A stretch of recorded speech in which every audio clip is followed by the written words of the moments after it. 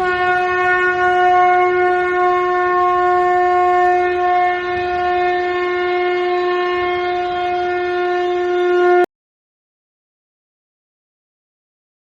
प्रकार से जो है भगवान ने सबकी रक्षा की।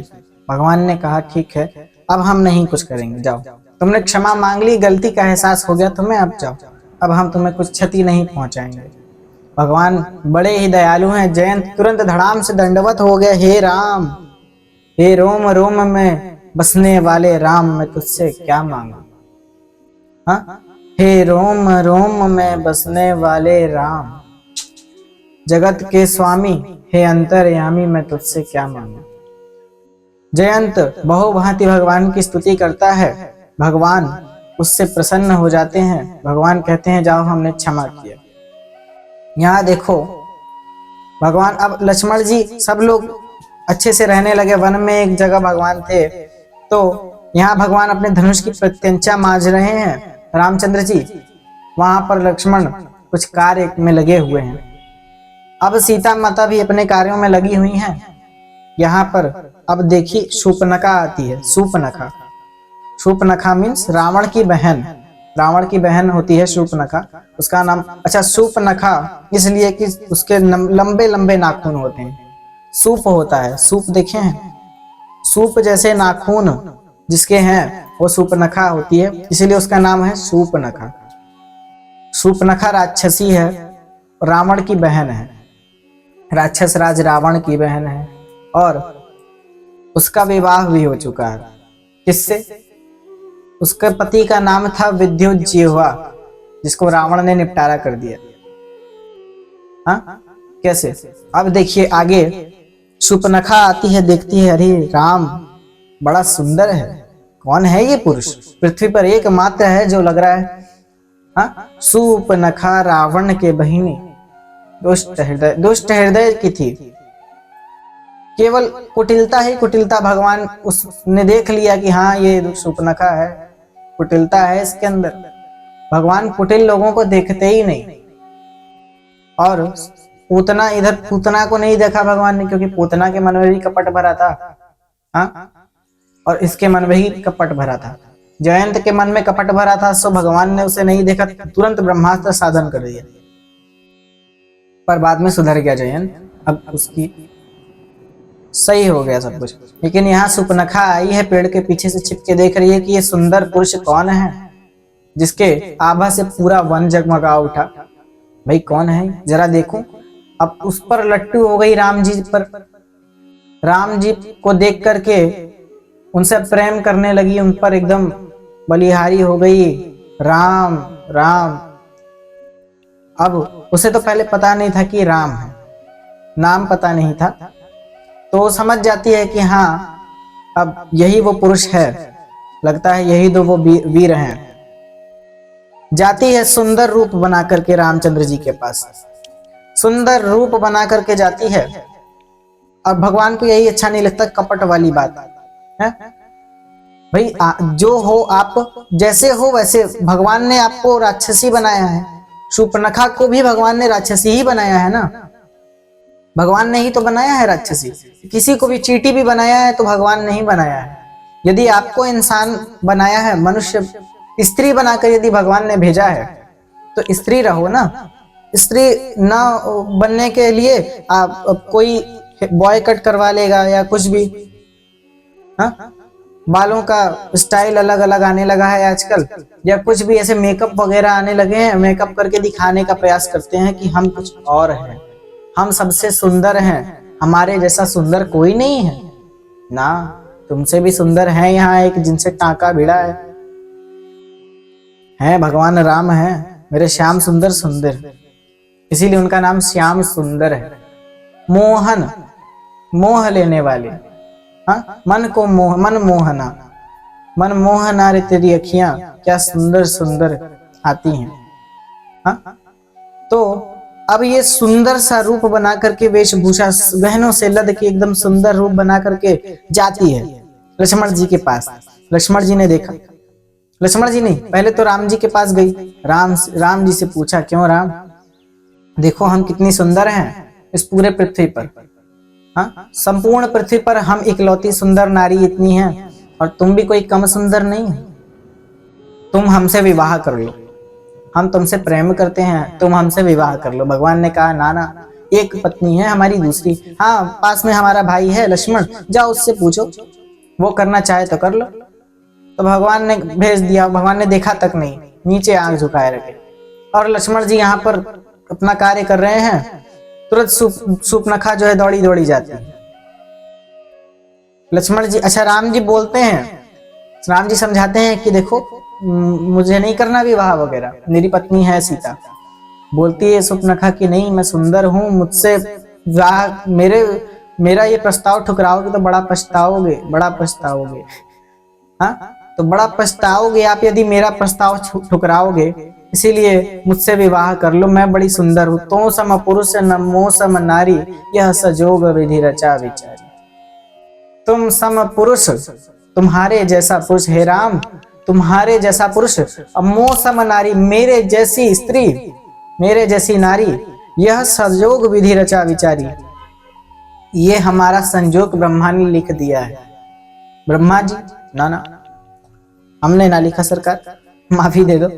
सीता जी के साथ विवाह इनका हुआ है रामचंद्र जी का, ये बोल रही है कि तो सम पुरुष न मोह सम नारी, यह संजोग विधि रचा विचारी, ब्रह्मा जी का नाम लगा रही है।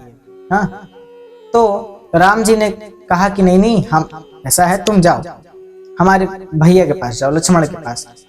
कहने का आशय ये था सूर्पनखा का कि विद्युत जिह्वा, जिसके सूर्पनखा का पति था, सूर्पनखा का पति विद्युत जिह्वा नाम का एक बड़ा ही महाबली दैत्य हुआ है, और वो जब सोता था पूरी लंका को अपने जीभ पे रख के सो जाता था।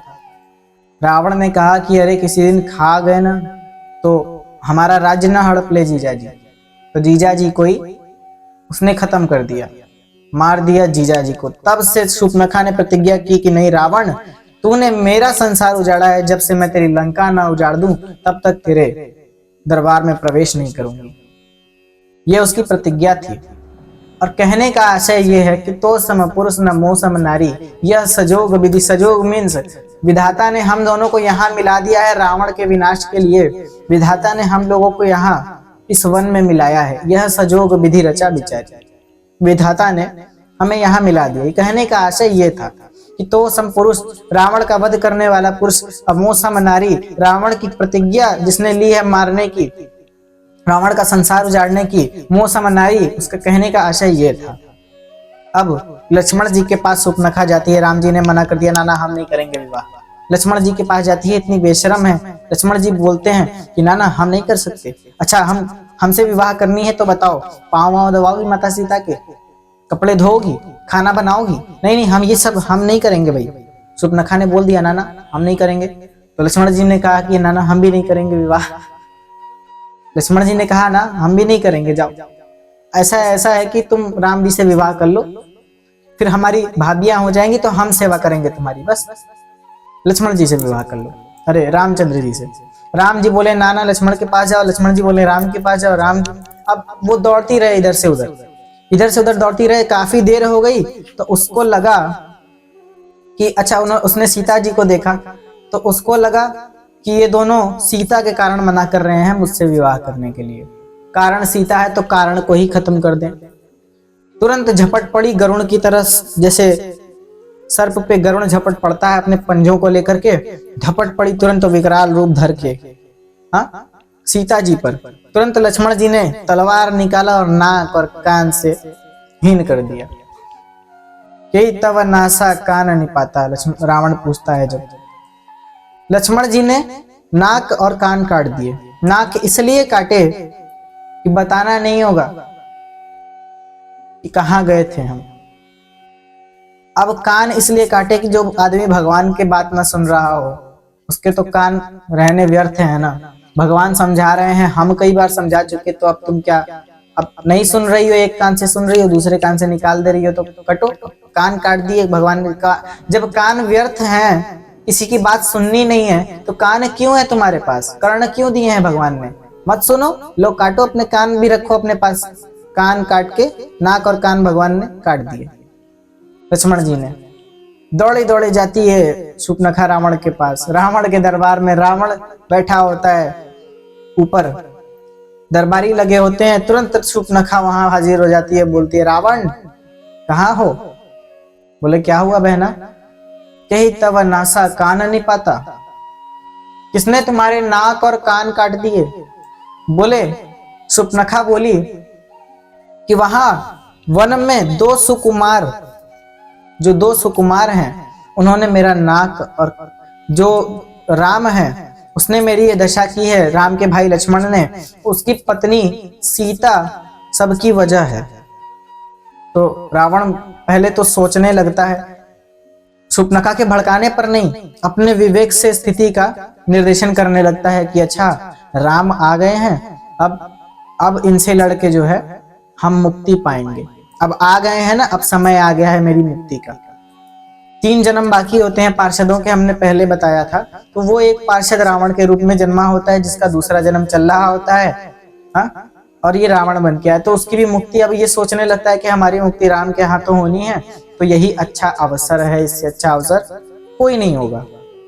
शूर्पणखा आती है, शूर्पणखा बोलती है कि अब तुम सीता की, अब हम, रावण बोलता है कि हम तेरा प्रतिशोध लेंगे, चाहे छल से, चाहे बल से, चाहे दल से, चाहे माया से, हम तेरा प्रतिशोध लेंगे बहना, जाओ तैयारी करो युद्ध की।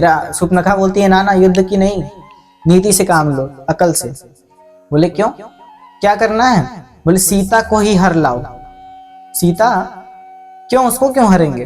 अरे वही तो कारण है, वो जब उसे तुम हर के लेकर आओगे तो वो विश्व सुंदरी है, वो सुंदरी तुम्हारे, वो वनों के योग्य नहीं है, पतझड़ के योग्य नहीं है, वन के कुटिया के योग्य, वो तुम्हारे सोने की लंका के योग्य है, तुम्हारे राजमहल के योग्य है, केवल तुम्हारे योग्य है।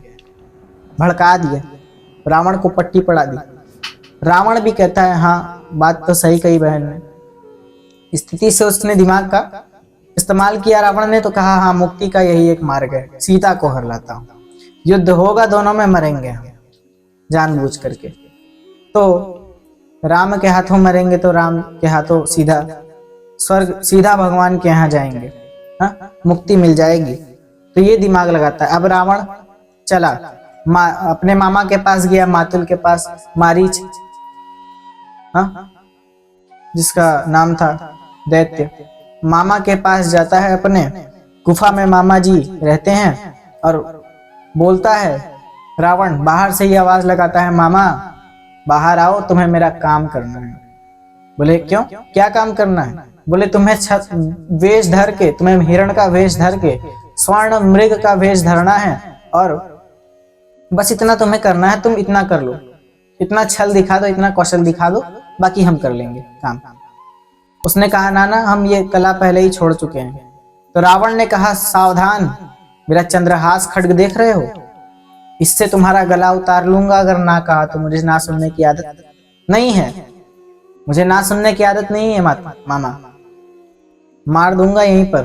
तो मारीच ने कहा कि तेरे हाथों से मरने से अच्छा है कि मैं राम के ही हाथों मरूं। भाई मरना तो है ही, ना कहूंगा तो तू मारेगा, हाँ कहूंगा तो वो मारेंगे, ठीक है, मरना है ही, तो तेरे हाथों से मरने से अच्छा है कि राम के हाथों मरूंगा तो सदगति मिलेगी। चलो अब जब मरने का समय आ ही गया है तो मर ही जाते हैं, क्या हर्ज है। चला रावण के साथ मारीच स्वर्ण मृग का रूप धर करके जाता है। माता सीता, अब रामचंद्र जी बाहर गए होते हैं कुछ फल लाने, रामचंद्र जी बाहर गए होते हैं, आश्रम से दूर, कुटी से दूर जाते हैं, और यहाँ लक्ष्मण जी और माता सीता केवल होते हैं। अच्छा, जाने से पहले राम जी और माता सीता की बातचीत होती है। क्या होती है बातचीत? लक्ष्मण जी उस समय नहीं होते हैं, ये गुप्त बातचीत होती है। क्या होती है कि राम जी कहते हैं सीते, अब हम दोनों को नरलीला करनी है, सो हम दोनों अपनी नरलीला आरंभ करते हैं, तुम जाओ। अग्निदेव को प्रकट करते हैं, अग्निदेव के संरक्षण में माता सीता को भेज देते हैं। और माता सीता भी देखिए क्या लीला रचाई है उन्होंने, कि अपना ही प्रतिरूप, अपनी छाया को माता सीता वहीं छोड़ देती हैं और अग्नि में प्रवेश कर जाती हैं, अग्निदेव के संरक्षण में। भगवान राम कहते हैं कि जो भी भविष्य मुझे दिया जाए यज्ञ में, तुम सीता को अर्पित करते रहना ताकि उसका पेट भरे, और सहने योग्य तापमान में सीता को रखना, सहने योग्य तापमान में। अग्निदेव ने प्रणाम किया, चले गए। अब सीता माता की छाया यहाँ पर है, मतलब उनका प्रतिरूप। सीता माता नहीं थी ओरिजिनल। रामचंद्र जी चले जाते हैं, लक्ष्मण जी बाहर खड़े होते हैं, तो लक्ष्मण जी, अब सीता माता बाहर बैठी होती हैं, तो हिरण आता है।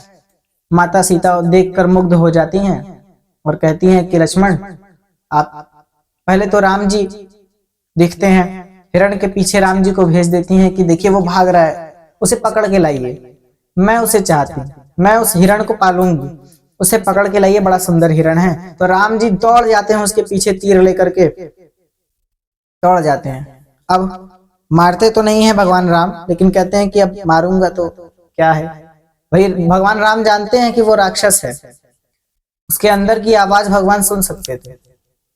भगवान राम जानते थे कि वो राक्षस है, मारीच है नाम है उसका, लेकिन क्या करें, सीता ने कहा है तो जा। अब चले, जब धनुष बाण लेकर के दौड़ा लिया उसे, आगे आगे दौड़ रहा है, और राम जी ने एक बाण मारा, तुरंत लग गया मारीच के हृदय में, तुरंत मुंह से निकला सीते, तुरंत चिल्लाने लगा सीते सीते, राम जी की वाणी में चिल्लाने लगा सीते। माता सीता को आवाज सुनाई दी, माता सीता घबरा गई, अरे लक्ष्मण जाओ देखो तुम्हारे भैया को क्या हुआ। भगवान बोलते हैं लक्ष्मण जी की, ना भैया ने आपकी रक्षा के लिए हमें यहाँ खड़ा करके गया है, हम आपको छोड़ के नहीं जा सकते अकेले, यहाँ बहुत सारे दैत्यों का खतरा होता है। बोले नहीं नहीं तुम जाओ, वरना बड़ी प्रॉब्लम हो जाएगी, जाओ यहाँ से, जल्दी देख कर आओ अपने भैया को क्या हुआ क्या नहीं हुआ। तो लक्ष्मण जी क्या करते हैं, धनुष निकालते हैं, अपने बाण से लक्ष्मण रेखा आश्रम के चारों ओर गोलार्ध बना देते हैं। लक्ष्मण रेखा जिसको हम लोग कहते हैं, लक्ष्मण रेखा, एक रेख खींच देते हैं कि माता इसके पार न जाना, आपसे विनती है कि इस लक्ष्मण रेखा को गलती से पार मत करना, हाँ कोई और इसके अंदर नहीं जा सकेगा, आप मत जाना, लेकिन ये सुरक्षा कवच। लक्ष्मण जी तुरंत चल देते हैं। यहाँ लक्ष्मण जी गए, यहाँ रावण भिक्षुक का भेष बना के आता है और भिक्षाम देही भिक्षाम देही, देखिए बाहर खड़ा है रावण। माता सीता बाहर आती हैं, बोलती हैं विप्रवर क्या चाहिए भिक्षाम, बोले भिक्षा दे दो कुछ भी। लाती हैं बाहर, अंदर कुटी में से भिक्षा लेकर आती हैं माता सीता। तो रावण बोलता है कि हम ऐसे नहीं लेंगे, थोड़ा बाहर आके दो, हम घर में आकर नहीं लेंगे, हम बड़े थके हुए हैं, हम चल नहीं सकते, अब इतनी दूर से उतनी दूर हम आ नहीं सकते, इसीलिए तुम हमें आकर ही दे दो। बोले नहीं नहीं, हमारे देवर ने रेखा खींची, हम जा नहीं सकते, अब क्या करें, आप आके ले लीजिए। रावण ने अब देखिए दिमाग का प्रयोग किया। अब रावण दिमाग लगाने लगा, उसने कहा कि नहीं नहीं आप मुझे रुष्ट कर रही हैं, मैं श्राप दे दूंगा, पूरी अयोध्या जलकर भस्म हो जाएगी। अब सीता माता ने कहा कि अब सीता माता चल दी। रावण ने देखा कि मैं रेखा के अंदर नहीं जा पा रहा हूं, तो सीता माता को ही बुला लिया। अब सीता माता ने लक्ष्मण रेखा लांघी, और ज्यों लांघी लक्ष्मण रेखा त्यों रावण अपने असली रूप में आता है और पकड़ के सीता माता को अपने पुष्पक विमान को प्रकट करता है, पुष्पक विमान में बैठा देता है, उड़ता है, गगन मार्ग से ले उड़ता है। माता सीता चीखती हैं, रोती हैं, कहाँ लेकर जा रहा है दुष्ट, नहीं मानता है रावण। अब जटायु आते हैं उड़ते हुए, तो देखते हैं कि माता सीता को कोई दुष्ट लेकर जा रहा है, तुरंत युद्ध पे डट जाते हैं। भगवान जटायु युद्ध करने लगते हैं रावण से, तो रावण ने अब देखिए उनका एक पंख काट दिया। रावण ने जटायु जी का, तात जटायु का एक पंख काट दिया। जटायु धराशायी हो जाते हैं भूमि पर, और माता सीता ऊपर से ही पोटली में अपने आभूषण गिरा देती हैं नीचे, ताकि राम जी को ढूंढने में मार्ग आसानी हो। जटायु जी धराशायी हो जाते हैं। रामचंद्र जी आते हैं, जब कुटी में देखते हैं कि सीता नहीं है, तो बड़े दुखी हो जाते हैं, सीते सीते कहाँ गई। लक्ष्मण जी भी आते हैं, लक्ष्मण जी भी देखते हैं अभी तो यही थी, कहाँ चली गई, हमने तो लक्ष्मण रेखा बनाई थी, हमने तो रेखा की, हमने तो कवच बनाया था, चली गई। राम जी जान रहे हैं सारी लीला उन्हीं की है, लेकिन अब क्या करें, मनुष्य रूप में अवतार लिया है। उसी समय देखिए ऊपर से कैलाश से भगवान शिव जाते हैं, कैलाश को लौट रहे होते हैं, तो माता पार्वती देखती हैं। माता सती जब देखती हैं तो कहती हैं कि ये कैसा भगवान है जो स्त्री के विरह में कातर है और मनुष्य जैसा रोता है। भगवान राम बोले कि नहीं नहीं, गुप्त अवतार है, भगवान राम है, वो भगवान है। अब सती का भी इसी समय मोह जागता है। देखिए सती भी संदेह में आ जाती है कि ये कैसे भगवान है, जो स्त्री के लिए मनुष्यों जैसा विलाप कर रहे हैं। भगवान राम वृक्षों से पूछते हैं, डालियों से पूछते हैं, मृग से पूछते हैं, सबसे पूछते हैं, प्रकृति से भी पूछते हैं कि हे पृथ्वी बताओ, हे मृग हे बताओ कि मेरी सीता कहाँ है, हे खग मृग हे मधुकर श्रेणी तुम देखी सीता मृग ने, हे खग मृग हे मधुकर श्रेणी तुम देखी सीता मृग ने। क्या तुमने मेरी सीता को देखा है तो बता दो। नहीं बोलते हैं, कोई नहीं बोलता। जब सभी शांत हो जाते हैं, भगवान राम क्रोधित हो जाते हैं, तुरंत सूर्य से पूछते हैं, सूर्य भी नहीं जवाब देता तो क्रोधित होकर के सूर्य के ऊपर धनुष तान देते हैं, पर शांत हो जाते हैं। फिर अब ये भगवान राम इतना विलाप करते हैं। जब ऊपर माता सती को संदेह हो जाता है तो सती माता परीक्षा लेती हैं। भगवान शिव कहते हैं कि ठीक है, जाओ, संदेह है तुम्हें तो जाओ परीक्षा लेकर के आओ। अब माता सती आई हैं परीक्षा लेने भगवान राम की, तो भगवान राम की परीक्षा माता सती लेने आती हैं और सीता बन करके आती हैं। सीता बन करके आती हैं जब, तो रामचंद्र जी बैठे होते हैं विरह में, माता सीता के विरह में। यहाँ जब माता पार्वती सीता का रूप धर के आती हैं तो राम जी तुरंत पहचान जाते हैं और बोलते हैं, हे माँ क्या हुआ, कैलाशपति को छोड़कर आज मेरे पास क्यों आई हैं? तुरंत माता सती आश्चर्य में एकदम आश्चर्यचकित रह जाती हैं, वहीं स्तब्ध खड़े के खड़े कि ये क्या हुआ, इन्होंने मुझे पहचान कैसे लिया? बोले वो परब्रह्म है, भगवान है, सच्चिदानंद है, वो तो पहचान ही जाएंगे आपको। उन्होंने कहा कि आपने कैसे पहचाना? तो बोले कि मेरी सीता मेरे आगे कभी खड़ी नहीं होती, मेरी सीता सदा मेरे पीछे चलती है, कभी मेरे आगे नहीं चलती, इससे मैंने आपको पहचान लिया। देखिए जरा कितनी सुंदर लीला है भगवान की। माता सती का उन्होंने मोह भंग कर दिया, माता सती का अभिमान चूर कर दिया। अब कैलाशपति शिव भी बोले कि नाना आप सती को रखूंगा तो दिक्कत हो जाएगी, हटाओ इसे।